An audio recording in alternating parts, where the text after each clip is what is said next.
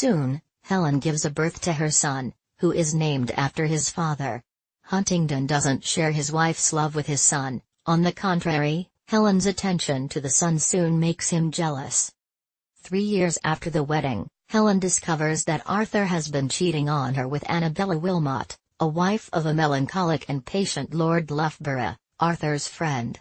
When Helen learns about the infidelity, she demands Arthur to let her go with her son to live separately, but Arthur refuses, not wanting to spoil his reputation.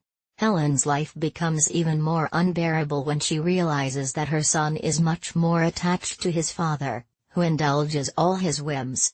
When Arthur begins to teach his young son to drink and swear, Helen decides to run away. She plans to earn a living by painting, but Arthur learns of her plans and burns up all her accessories for painting.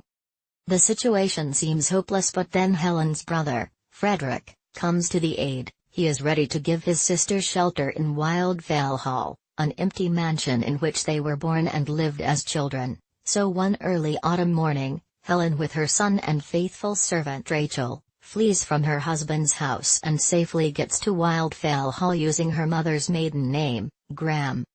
The narration of the last part of the novel is told on behalf of Gilbert, in his letters.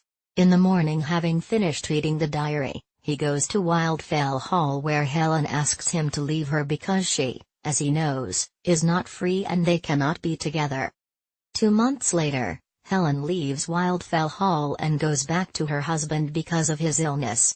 Her attempts to help are futile. Arthur drives himself into the grave only by the fact that, in spite of the instructions of the physician, continues drinking alcohol.